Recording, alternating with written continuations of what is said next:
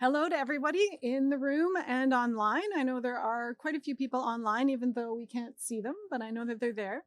A big thank you for joining us today for International Women's Day. Yes! I'm Julie Delahanty, and for those of you who are from outside of the centre, I'm the president of Canada's International Development Research Centre, or IDRC.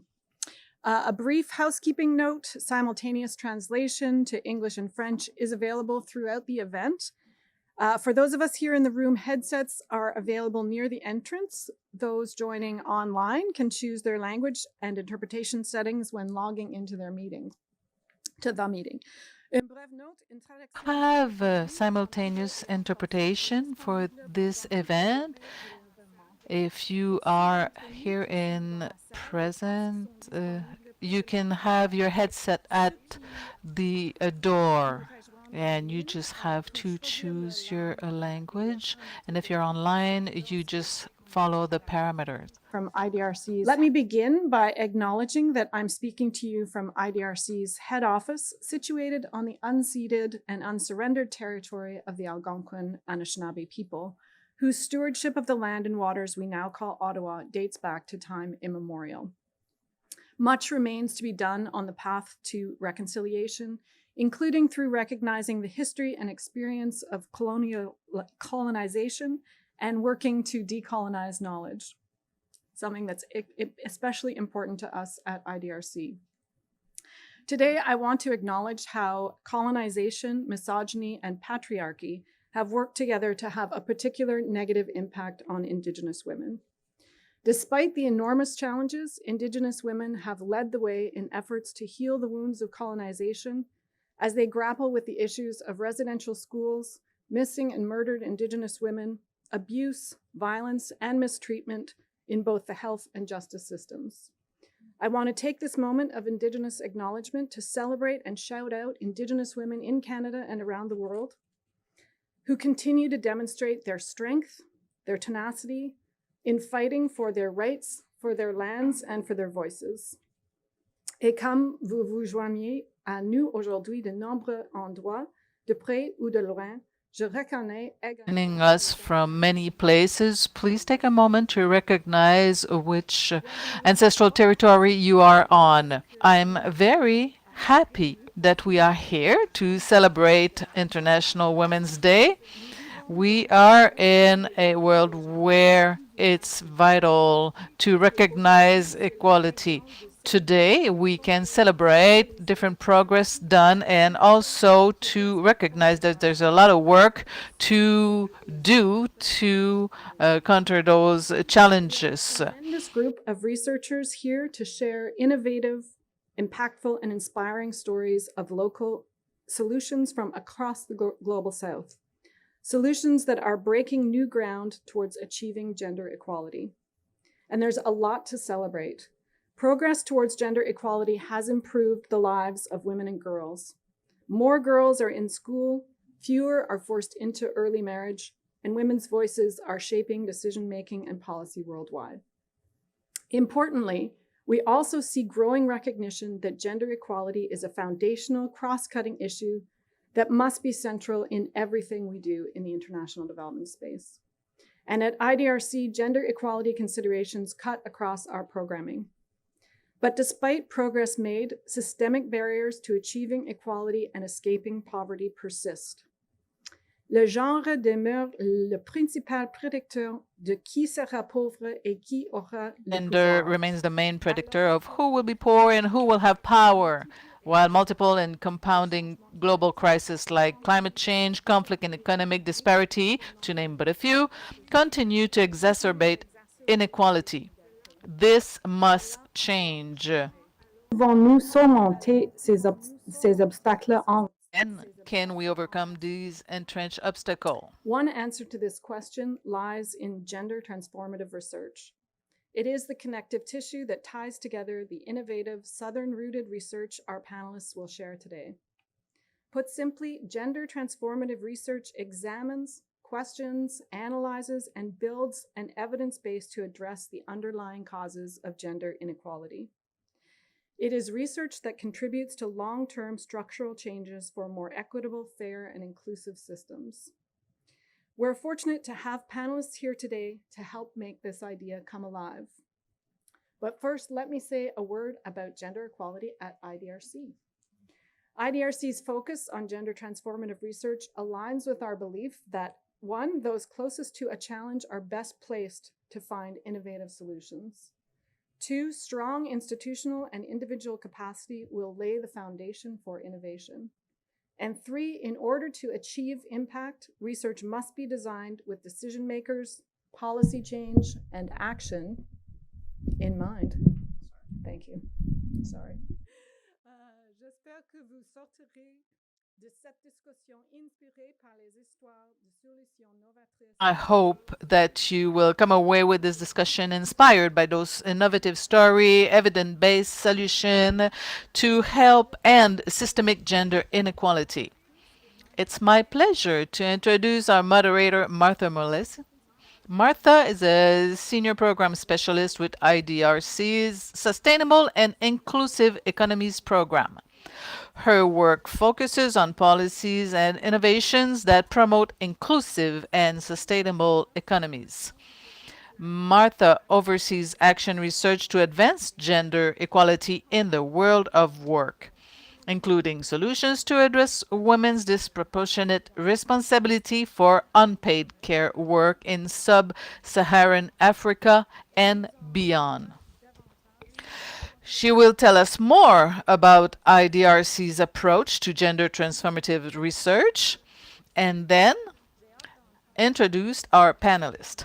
I look forward to hearing about their innovative research and to learn more about how it is helping to build a more equitable world. Martha, over to you. Thank you.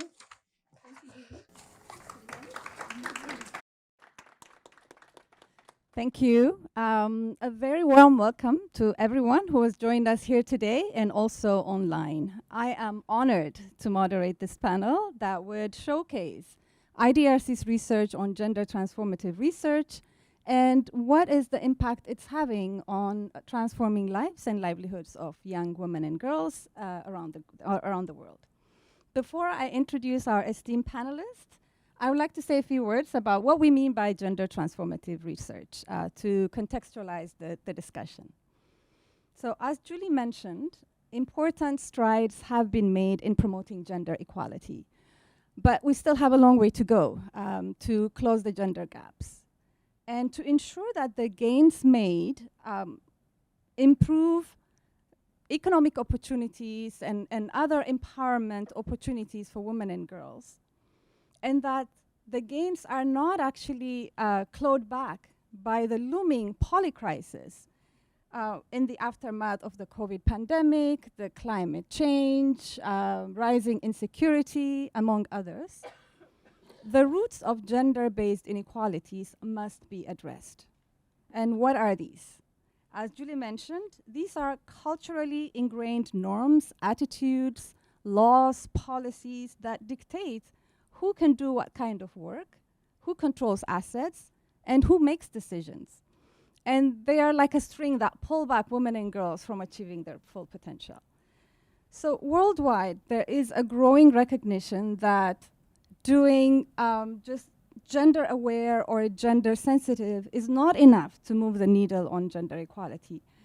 And that we need to confront those structural barriers that are at the root of gender-based inequalities. And only then will we be able to make marked improvement in the lives and livelihoods. And gender transformative research takes its root from this theory of change. So there are three key dimensions of gender transformative research that I will mention just briefly. First and foremost, it addresses root causes and structural barriers that create or perpetuate inequalities, be it norms, laws, policies, or power relations. Second, it recognizes that gender intersects with a range of other factors such as race, caste, etc., to create multiple vulnerabilities and identities that shape people's perceptions, motivations, and opportunities. And lastly, gender transformative research builds trust, and it also meaningfully engages key stakeholders, including men and boys, as agents of positive and lasting change. So for more than a decade, IDRC has supported gender transformative research, contributing to building more equitable and inclusive societies in the Global South. And to talk to us about some of this work, we have three panelists with us today. Joining us from Kampala, Uganda is Grace Bantebya, who you can see on the screen for those who are here. She's a professor of women and gender studies at Makerere University and president of the Uganda National Academy of Sciences.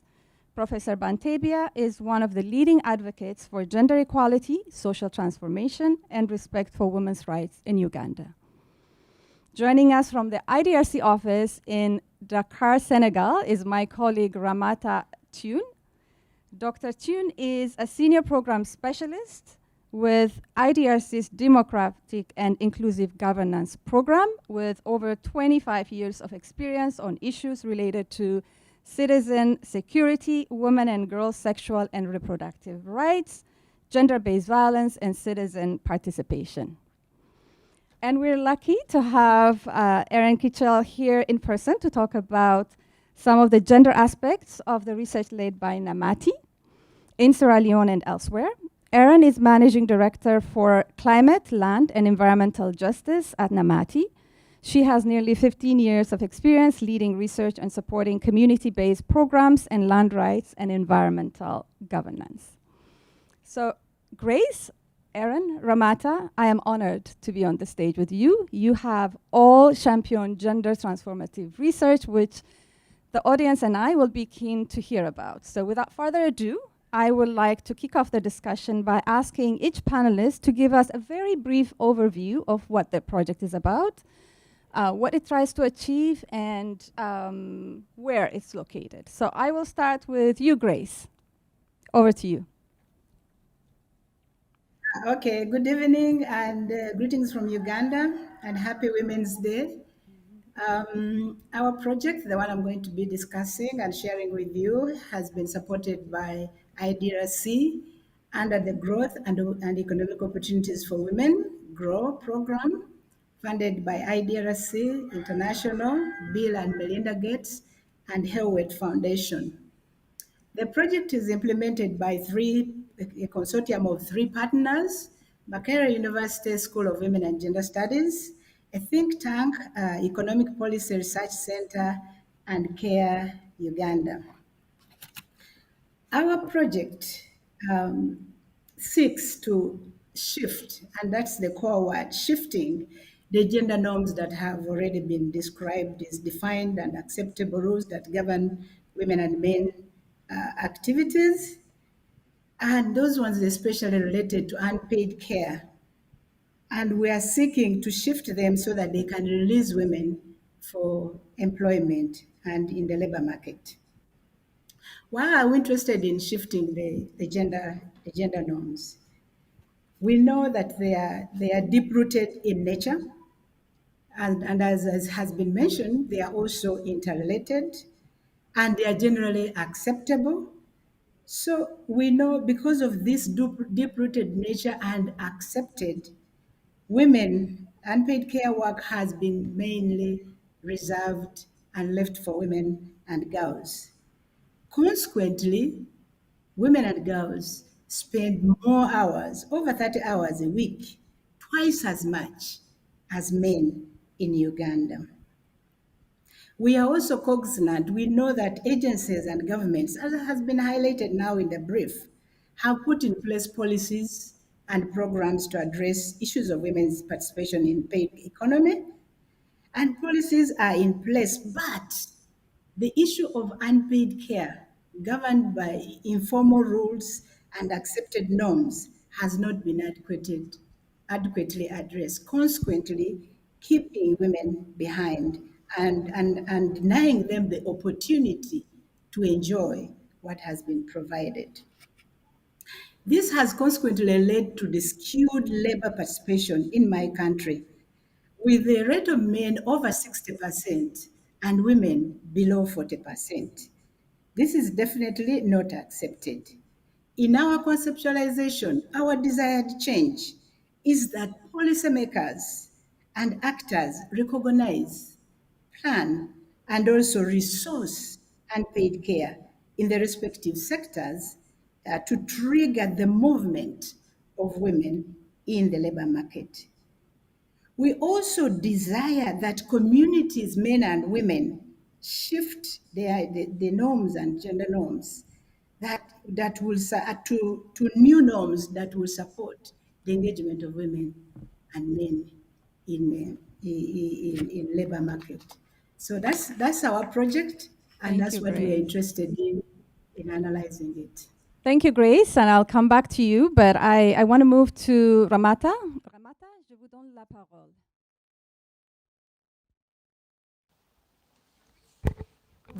You can hear me? Hi, everyone. Thank you for your invitation. I will talk to you about the program that will improve adolescent health in Senegal. It's a 5-year partnership by Global Affairs Canada and IDRC. It's from 2020 to 2025. It supports local research to produce conceptual data on the interaction between RH and GBV, two problems that are influenced by social and cultural norm. We want to reinform the legal framework related to reproductional right of teenagers in sexual. As you know, the adolescents have a great part of the social economic side in Senegal. It supports a lot of advances in Senegal. We have the National Strategy for Gender Equality and Equity, a law criminalizing rape and pedophilia, the law against child marriage, against the mutilation of feminine genitalia, and the reproductive health program for adolescents and young people in Senegal. It is all very progressive. ADOS contributes to strengthen the capacity and opportunities of young people to enjoy their rights to adequate reproductive health and to meet the persistent challenges they are faced with: lack of access to appropriate health services, against child marriages that are quite present in this country, rape,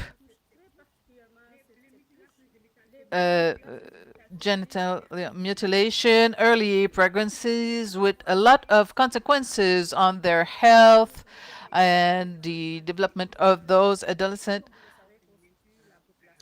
which is a large part of our population.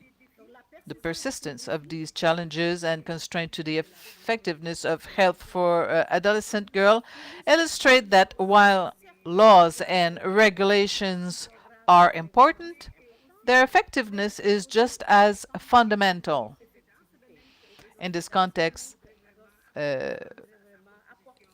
it's where we have an important contribution. Local research in this concept is essential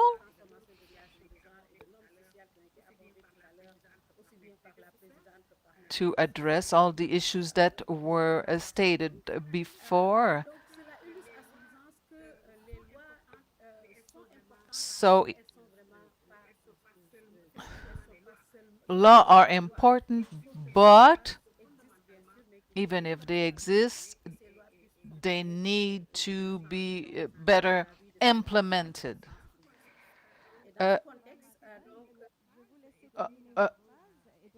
I need now to pass the mic to Erin. Well, I just wanted to say that this program is in 23 localities of 10 of the country's 13 regions with social cultural differences. There's 5 action research team and 9 teams of young people, and the role to help amplify the result and impact of the program. Everyone, IDRC has been such an important partner for us. I'm delighted to be with you all for International Women's Day. I'm going to be sharing about a long-term effort led by Namati, Sierra Leone to protect community rights to land. And I was able to travel to be with you today, but I want to say that this really was led by our team on the ground in Sierra Leone. So in Sierra Leone, the colonial legacy around land meant that outside of Freetown, the capital, all land in rural areas until very recently belonged to the state. So there was no recognition of community land rights. And in a context where the government is pursuing foreign direct investment, things like mining and agribusiness as a pathway for economic development, this has huge consequences for smallholders who are seeing land that they have managed for generations being given over to companies for these types of extractive investments. And of course, this has a particularly strong impact on women. They're often the first in the communities to be subject to dispossession and loss of use rights. And in addition, given norms, customary norms that see land as an affair for men, they're also excluded from decision making about these investments. So huge and devastating consequences.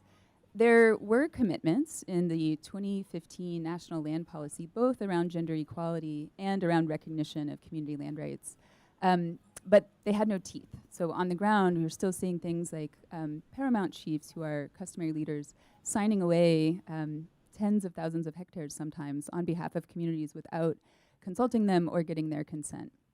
And in this, I'm going to show a short video clip, and you'll hear firsthand some of the devastating effects on rural smallholders, especially women, who lose the land they depend on for their livelihoods and also cultural identity.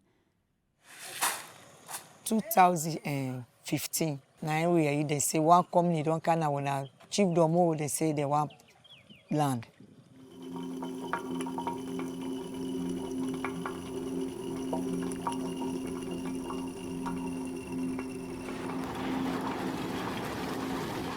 Why I want plant plus us, I don't go get side for plant, pass I go by. If we say go sit down here, they can't take this down our hand. Now they now will store. How we go live? Who say we go there now?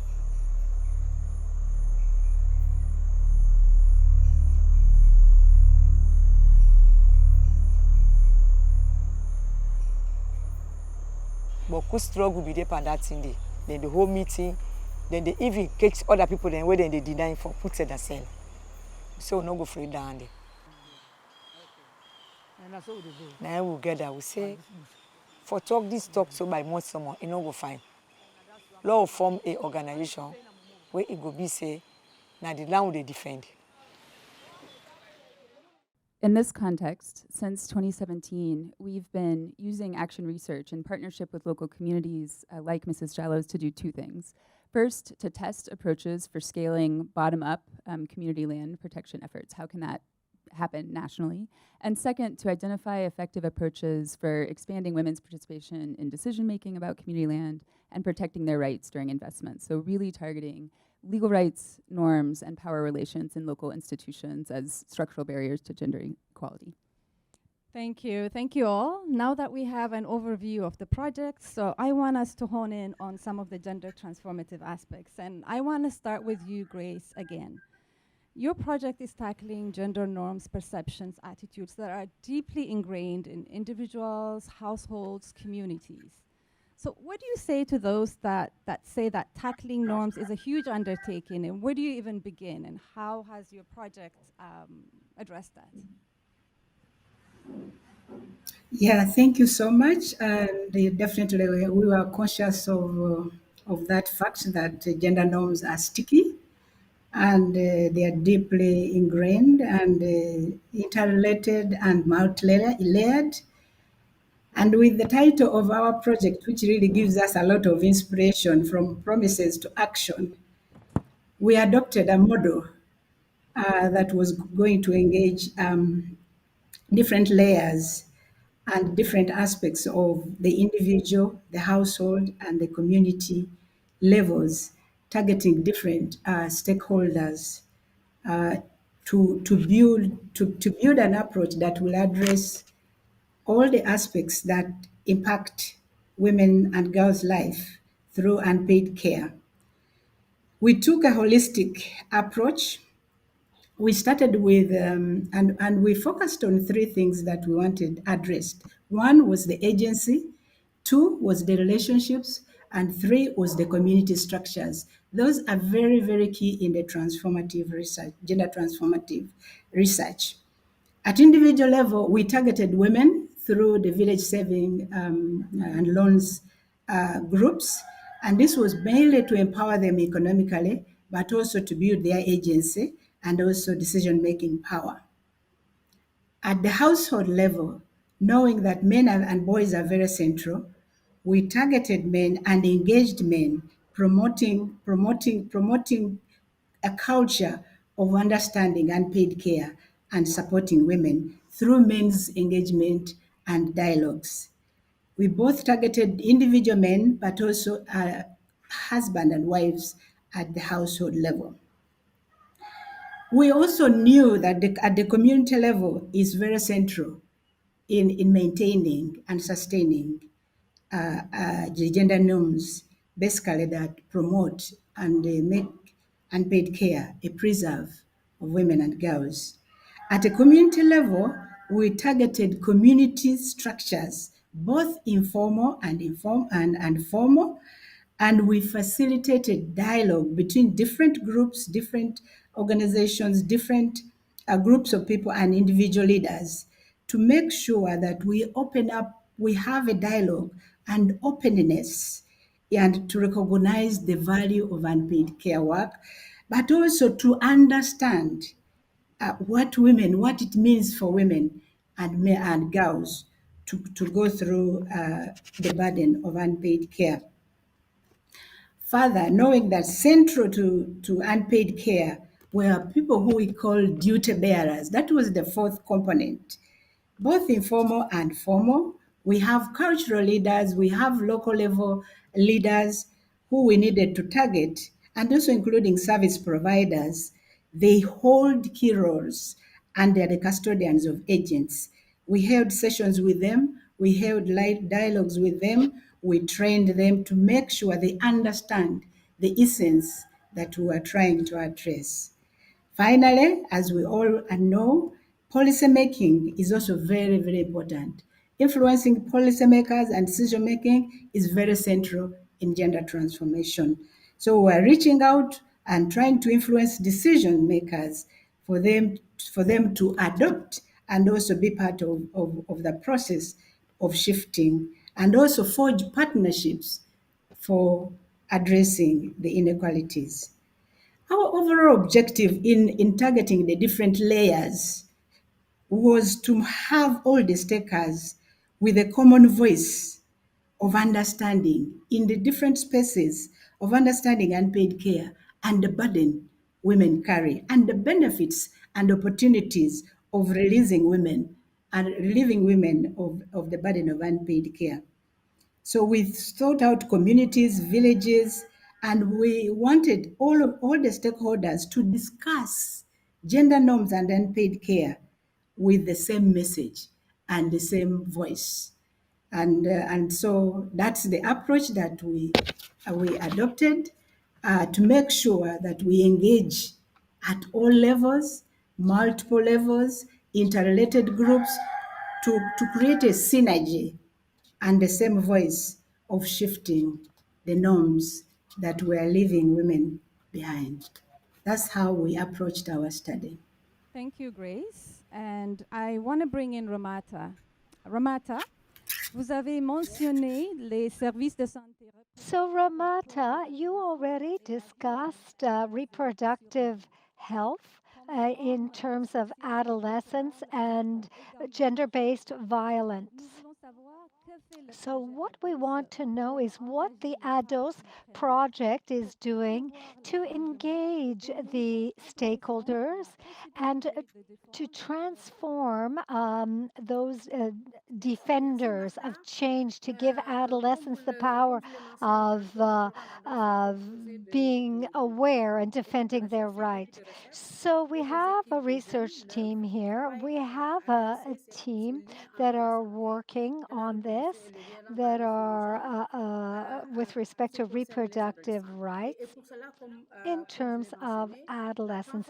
And as I already mentioned, the transformation of these kinds of relationships and powers, and I'm talking of gender, intergenerational, and that is part of the what I would call the red line of this program. So ADOS is supporting the development, the test, the process of scaling approaches of transformation of social norms that make up gender based violence and poor health in terms of reproduction of adolescents. So, with this in mind, one of the distinctive features of ADOS is the mobilization of transformational youth leadership.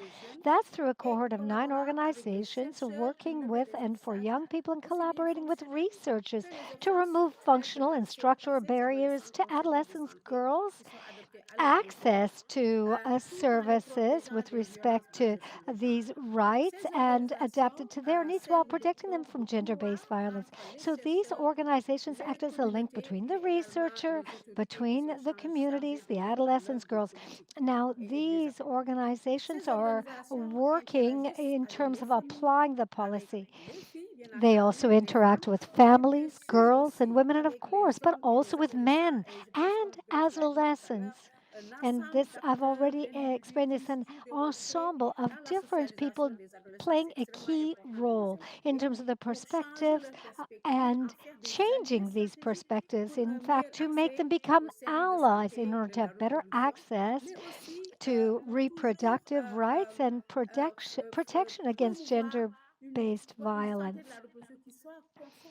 So, in order to have a reproductive health, it's still considered taboo. And there's this general belief that a girl is who's not yet married, like this has already been mentioned. This is the case of what's in Senegal. Um, and so there's kind of general belief, oh, a girl who's not yet married doesn't need rights or access to reproductive health services. And it's consequently seen that health services are associated with sexual promiscuity. So we want to deconstruct this. And also, in terms of gender based violence, victims of it, they drown in a deafening silence as they don't dare denounce their tormentors. So they're at the risk of exposing themselves to social exclusion. So they don't want to provoke. So this causes this violence to persist. And it's something that needs to be deconstructed. So, as an example, take the role of, or take the group of a certain collective that's doing work. Um, I want to give you this by talking about young feminist women. And this is an organization, and they're translating research and findings into on a national level, and they're doing it by slams, by rap, and having a certain accessible language to young people, and also to make this message accessible to parents, to the community. And they're called Genji Hip Hop. I can perhaps give you.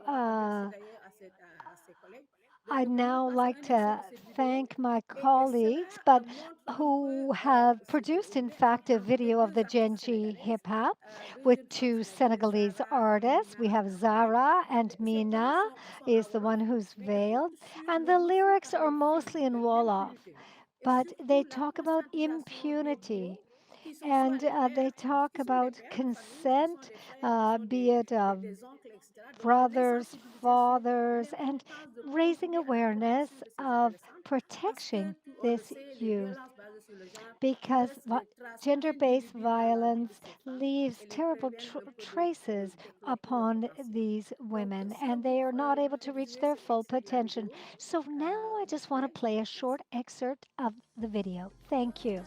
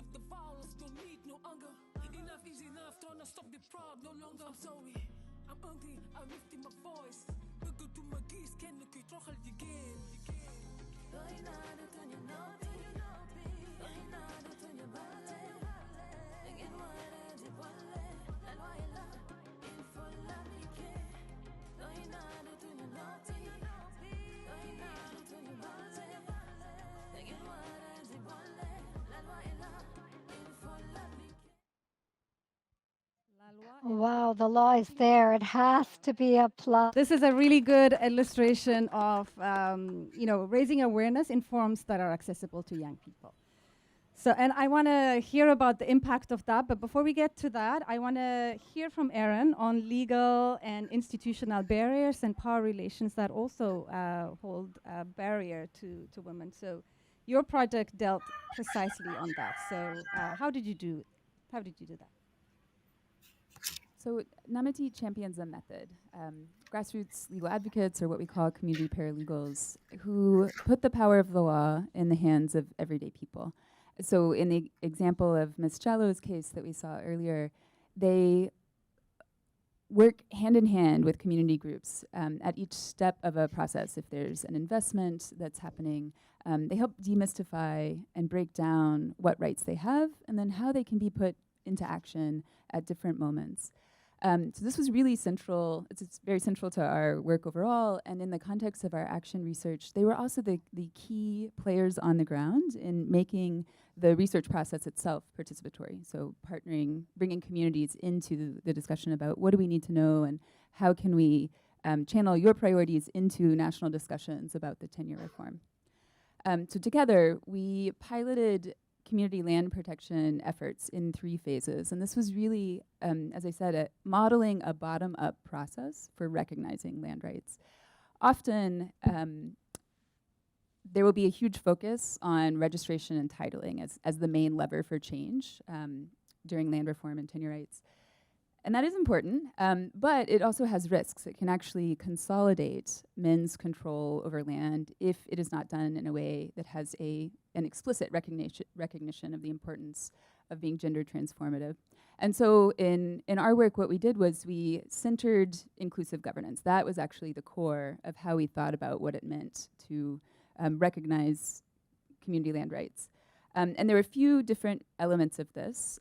First is a collective process at a village level for defining rules, so community bylaws. And this is done through a process of deep deliberation, reflecting on history, what their experience has been to date, having space for different social groups, for women, for youth, for land users, to name what they saw as really important, and then to, as a community, adopt those collectively.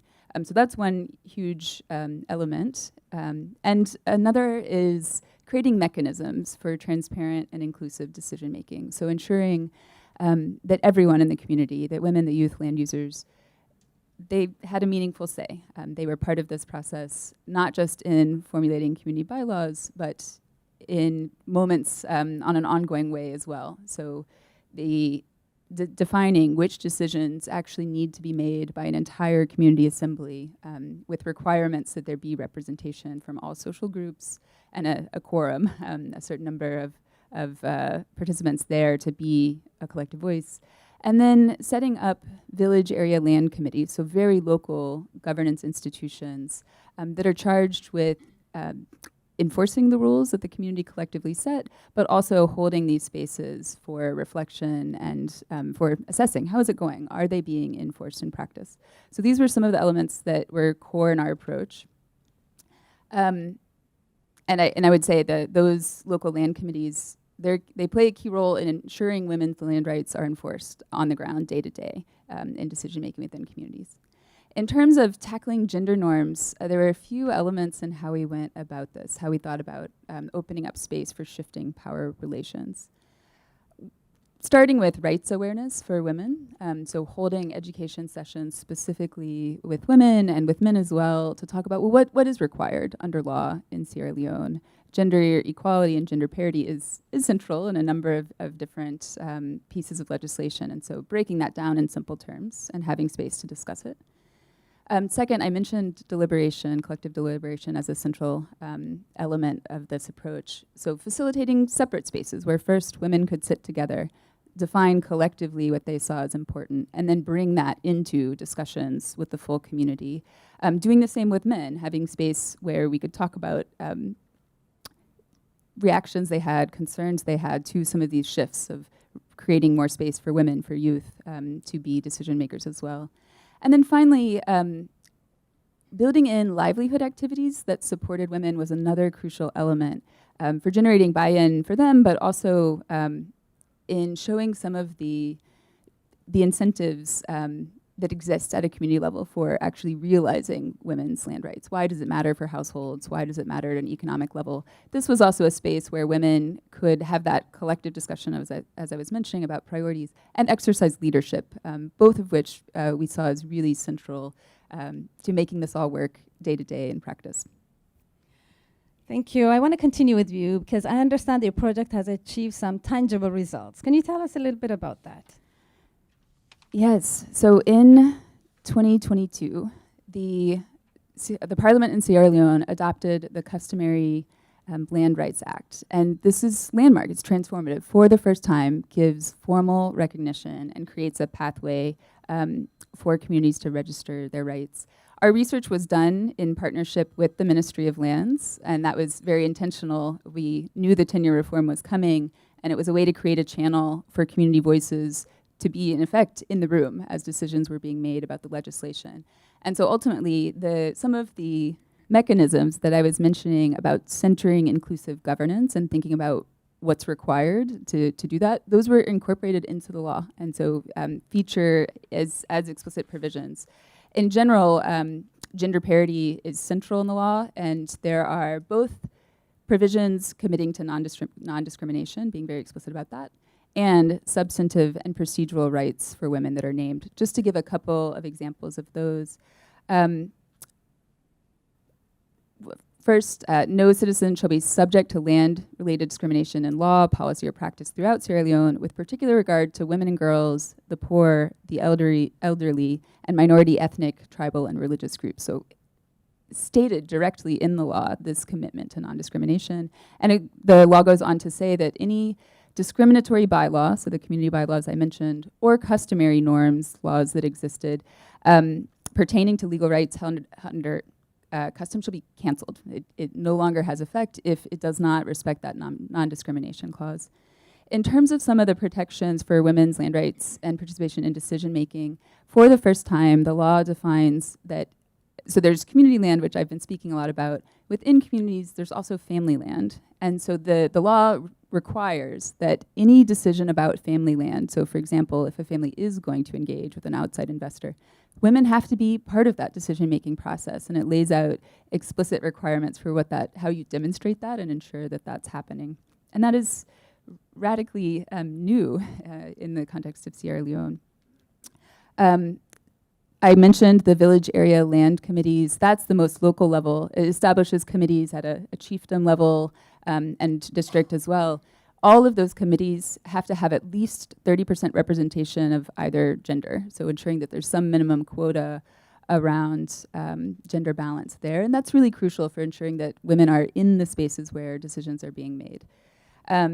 So this Customary Land Rights Act, it democratizes land governance and creates explicit space for women to hold power over decisions about community land. It's really a sea change in terms of legal rights. And those fundamental commitments around gender equality and non-discrimination are central. However, we also know it's not enough. Legal recognition is not enough. The protections in the law that now exist have to be activated on the ground, have to be brought to life. And so that's where we're focused now.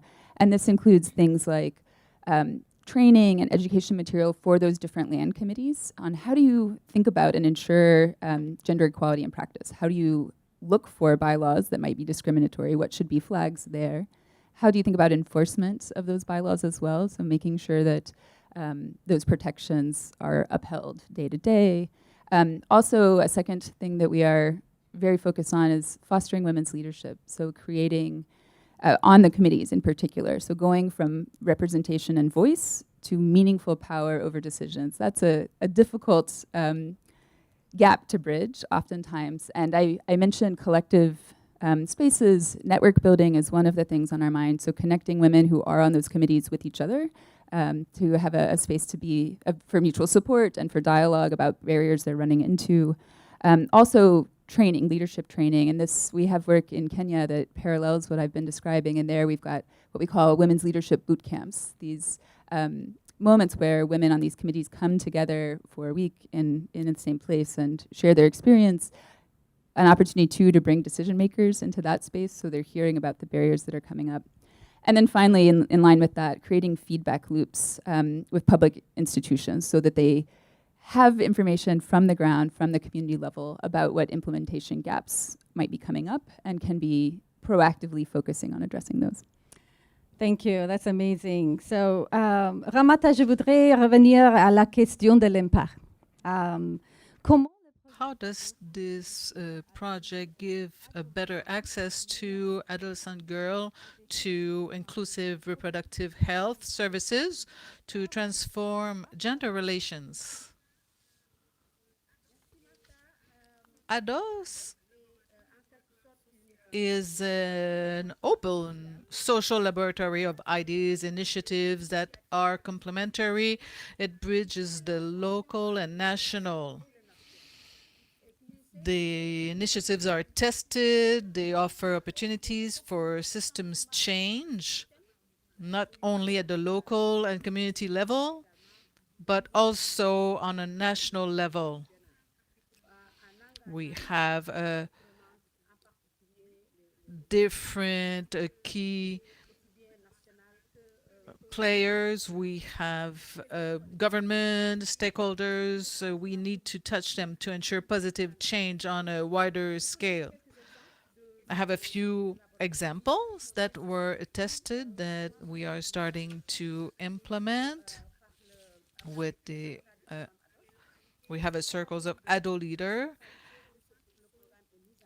They are drawn from communities. They have a capacity of leadership. They are models. We train them. We encourage them. And they understand the challenges of their communities. They are accepted by their community.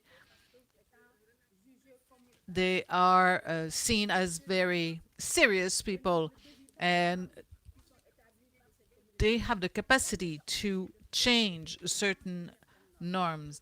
These adolescents are grouped. We have trained about 100.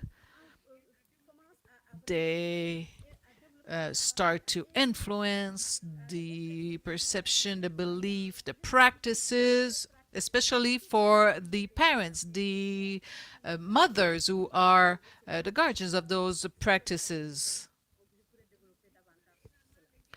We also have the bundle of socially excluded adolescent, maybe because they became pregnant after a rape. if a teenager is not married and is pregnant, is judged as being unlawful, the social law. You don't have the right to have sexual relationship, no matter if it's a rape or not. She is seen as at fault. So we offer a model to socialize, to help her, and to reintegrate her.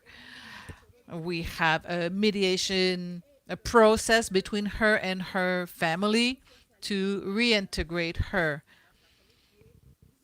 We also have holistic models for victims of violence so that they can take charge of their social health, and it's really overlooked. But this program has repercussion with transformation not only for the family but on the structure of the whole community of those teenagers. We also have a certain information and console kiosk. They are a place to have a dialogue or mitigation where teenagers get together, teenagers who are accepted socially, and if they want to have good information on healthy reproduction, they can go there with their parents as well, because they are the guardian of those norms to help change their own belief,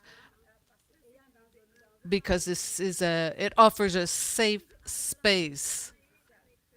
Adults want to work to change in a positive way to make sure that teenagers have right access to a healthy reproduction right. So we have a whole bunch of initiatives that are starting to be implemented. There's an integration model or housing with the Justice Department, Women Department, the economical one. We are looking at putting this at a national level, and we are organizing activities in this sense. We have also a training on law. We have different kiosks to inform on the legal framework, and we want to join those community information local on health services and these legal kiosks. So the adolescent teenager can have access to all the information that touches them in a safe space that would be accepted by their parents. The parents need to be involved, to be more open to those health services that are important and necessary for those teenagers. So this is just a few examples. Well, we're going to leave it there. Merci. We will come back if we have more time, because I want to give an opportunity for Grace also to come in. Because Grace, you've talked about social norms and perceptions, attitudes that, as we both mentioned, that are really difficult to shift. Are you seeing any shifts in your projects, and how is your project contributing towards that? That this is the part of the discussion that makes me smile, because knowing that gender transformative research is not easy, dealing with gender norms. This is our third year of the project, and we have just conducted an end line. We had a baseline, and now we just done an end line. And we are seeing a number of positive changes and shifts that are taking place. One of the other things I didn't mention that we had a strategy of making visible unpaid care through distributing T-shirts and aprons and pamphlets. And eventually, what we are seeing is that there are some shifts that are taking place. Men are openly now supporting their spouses without any fear of the peer influence, of the peer judgment. Before, in the baseline, that was unheard of. But we are witnessing and seeing this small change. Women, women have got extra time, which means they have been relieved of some of the unpaid care that kept them in the home. And they're engaged in a number of activities, tailoring, feeding poultry, and other activities, and supporting their families. With that is supported the whole issue of negotiation and good relationships and harmony in the family. This has been reported by both men and women. In the baseline, reports of gender-based violence were very common. Now, these incidences are lesser than what it was. However, as we said, changing gender norms is not easy, and we have not got it all. But we have also observed some developments that are not uniform to as the changes we have. For instance, we have the older women and the older men being reluctant to change for fear of exclusion from their groups. They tend to adhere to the norms because many of them describe those those norms and unpaid care, prescribing who they are and giving them identity. But the fear of gatekeepers and also the fear of losing identity, most of the old women are reluctant to change. But overall, we're encouraged and we smile. You should see us dancing in the office when we see these results, and encouraged that change is beginning to happen. And actually, the study tells us that change is possible. I now have a video to show a few of those women and men who have shown us that they have shifted, they have changed from what they used to do, and now they're able to support their families, they're able to do other activities. A You should see 1 minute the video, smile in the please. room. People are smiling here as well with you. So let's watch the video. Twali tetunnaba kufuna musomo gwonna ku kyalo kyaffe ky'e Buronda. Abakyala n'abaami twayisibwanga bubi. Abaami baatujoonesanga. Omwami ng'akeera ku makya n'afuluma ofuluma ennyumba. Olina okutandika okukola okuviira ddala ku saa 12 olukuse ng'okuteekateeka abaana. Lujja lukulinze. Olina okuteekateeka abaana lw'omukumala okugenda ku ssomero ng'ojja okwata enkumbi ogende ku ssomero ogende mu nnimiro. Bagenda otusomesa ne tukizuula ng'abakyala mu butuufu bakola emirimu mingi nnyo awaka ate nga tegisasulwa. Kandi nyowe nkanta kuchira kuuzya nyowe nokuuzya nkanta kumanya bati kuno arakira okwe nataka kukora ki obumire obwire ninyuzya omuntu abwine imbasa kuza omutoke nsorre nanga zo omwani nkyomwani kandi nija ninyerera embuga omwani ngwana peacefully bakagezaho kutushomesa gye uyu muya akwata yabiri nakwata akakwata kandi yabiri atakwata. Excellent. And by the way, those pictures So I had additional questions, but the audience has been very patient. So I think I will skip the additional questions. If we have time, I can ask it again. I want to open it to the audience. So if you are in the room, just come up to the mic and just state your name, where you're from, and just keep it brief. For those online, you can submit your questions if you haven't done so already.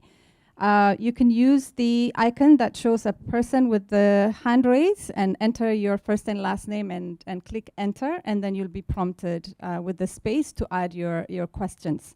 You can pose your questions in English or French. There is interpretation available. So please come to the mic Thank you. We have the first question here. And Christine, you will show me. So, yeah. So we have 3 questions. We'll take those 3, and then anything online we can go ahead. Yeah, thank you very much for having us in this discussion. I'm Hassan, an assistant professor of agricultural extension and education in Iran, and right now I'm a visiting scholar in Carleton University's Department of Sociology and Anthropology. You know that I have been used many qualitative methodology in my research, for example, the grounded theory or GT, situational analysis, discourse analysis, and right now I reached a very new version of methodology that I called it methodological live experience that has very similar aspects with the gender transformative research. You know, the Iranian women have a very long history of the resistance against the dictatorship from 100 years ago until now. And right now, many of them set aside all their rights, for example, regarding the marriage, the abortions, to be ready to confront with the political regime. So my specific question from Grace, if I remember her name correctly, is that how the transformative gender research or any qualitative or quantitative methodology can deal with this very, very, very important factor that is the challenge of the suppressive or dictatorship regimes. You know, I know that many bottom-up approach dealing with the, for example, bottom-up procedures, many postmodern theories tell us that you must, for example, choose or focus on the grassroots movements. I know that, but you know, sometimes I think that it is necessary to look up to the up and down procedure and dealing with the very important challenge of the political structures or political regimes. This political system can be a political regime that seizes power, or maybe a palm oil company. Or how the transformative gender research can deal with these important factors, because sometimes these political regime or systems impose very patriarchal, for example, norms or attitudes. Thank you very much. Thank you. Very good question. So let's take a few questions, if you don't mind, and we'll come back to the answers. So go ahead. Thank you very much. I'm Laurence Ouera. I'm the program officer at IDRC KIGS program, and I'm responsible for gender equality and inclusion. So my question is addressed to all panelists. They are having interesting projects.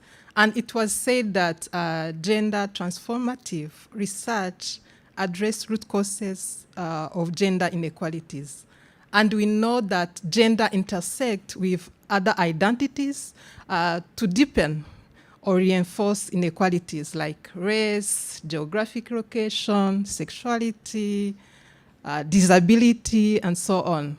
So I'm curious to know how they are integrating gender intersectional approach in their researches. Thank you. Thank you. Good question. So, over to you. We'll take one more.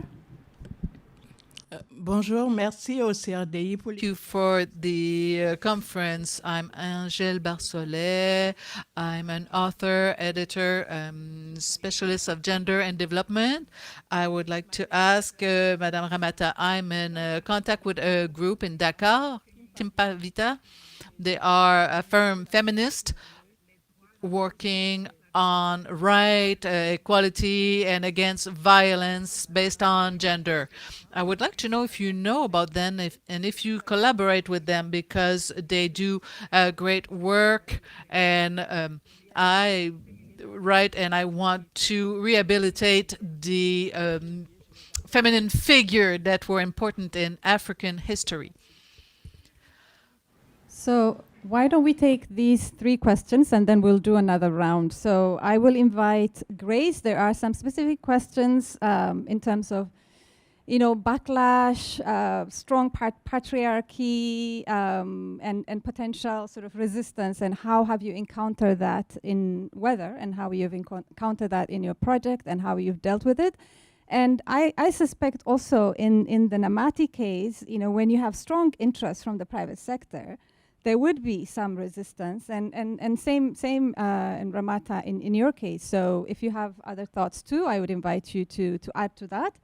The specific question to Ramata, I think that's a quick question you can answer in terms of the organization that's working in Senegal also against violence, and then how you're integrating intersectionality in your project. So I will invite any of you to address that. So why don't we start with Grace? Yeah, I missed, I think, the second question, but I will deal with the first one of the gender transformative approach being used. The gender transformative approach has potential actually for dealing also with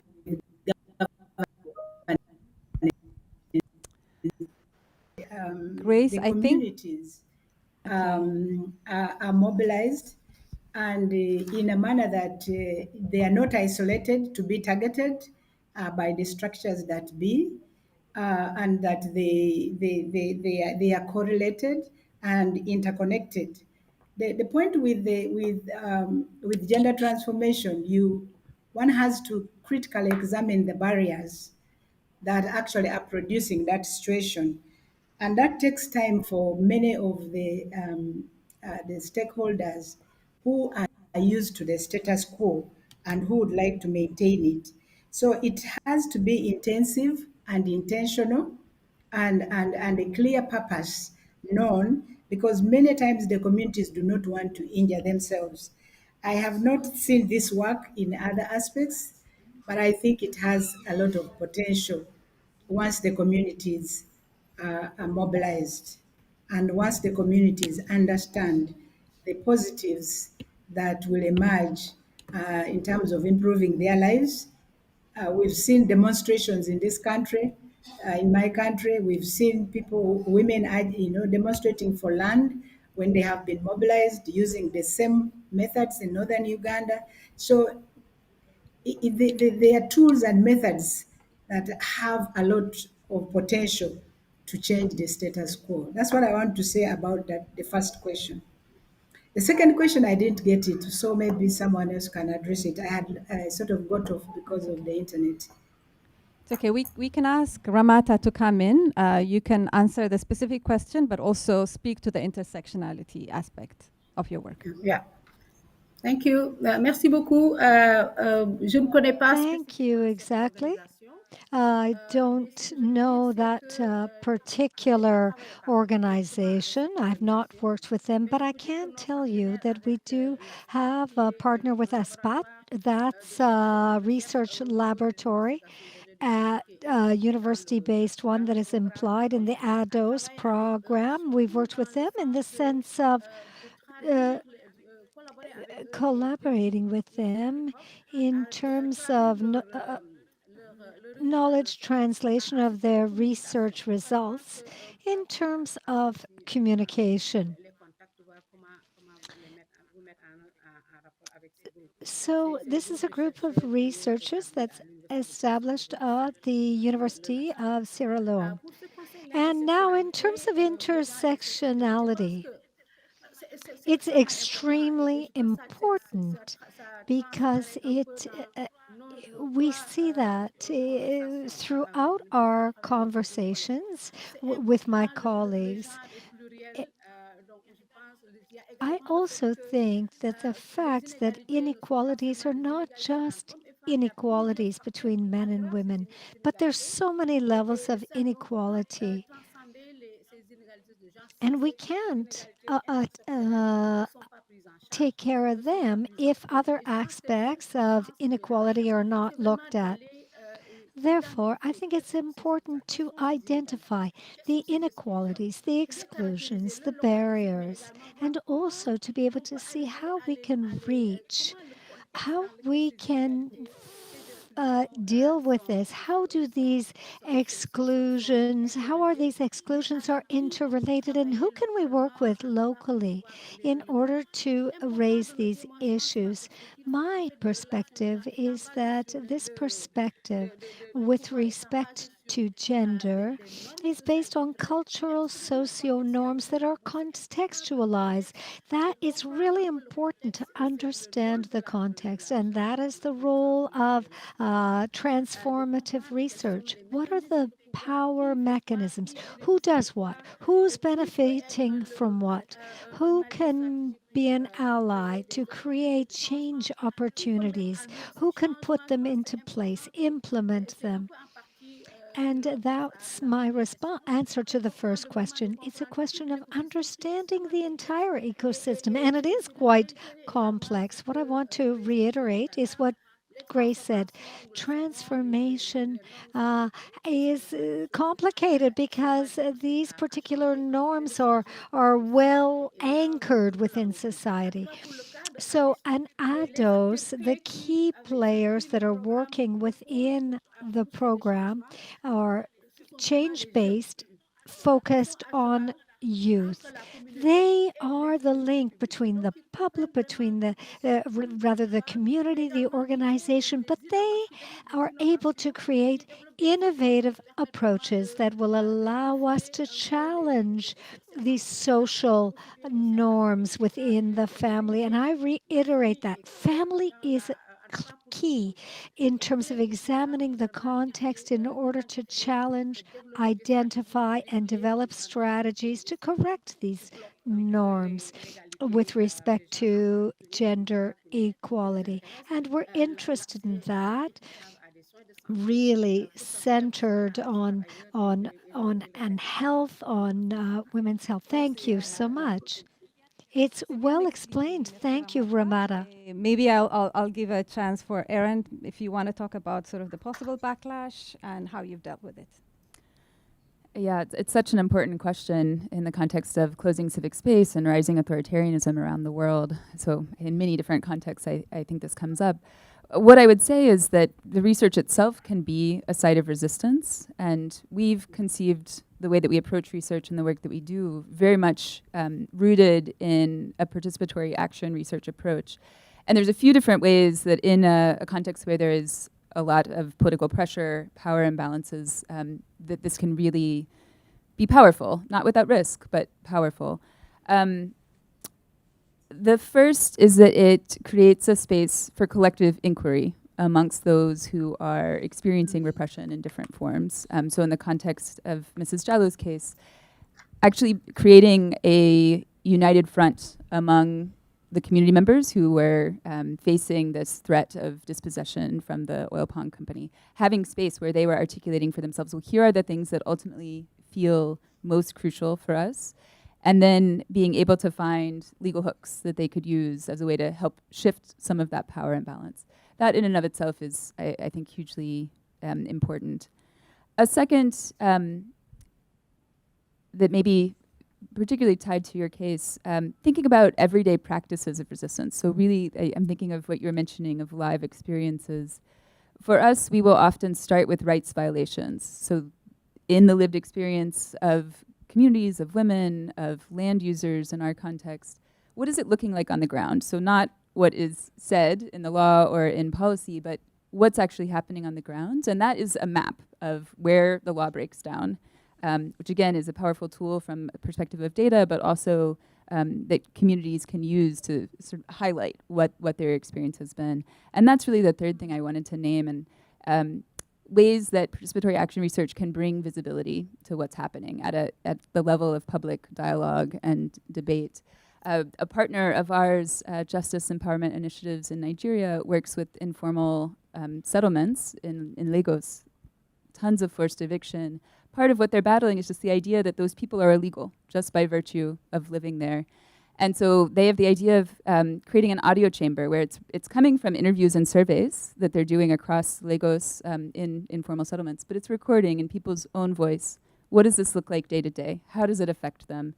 And having all of that, you sort of we'll walk through a hall and you'll be hearing from all of these different perspectives what it means in their daily lives. And that can be really powerful for helping others who may have no direct connection with these slum settlements to really understand the lived experience and shifting a bit of the public perception and debate. So those are a few ways I think research can be a lever for change.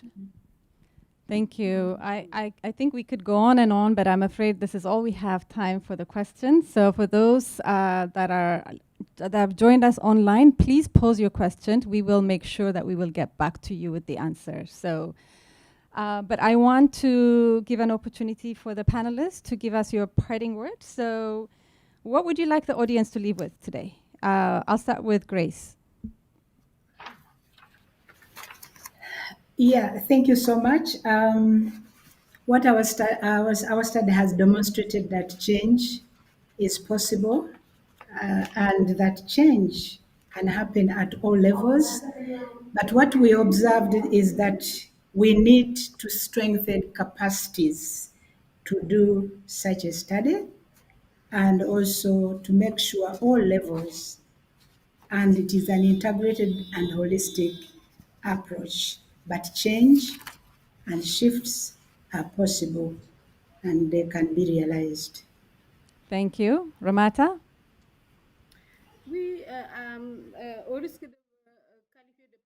Well, I would like to share Grace's words. Yes, changes indeed are possible. It's important to state that changes are dynamic. The context is extremely important. And particularly based on the ADOS model,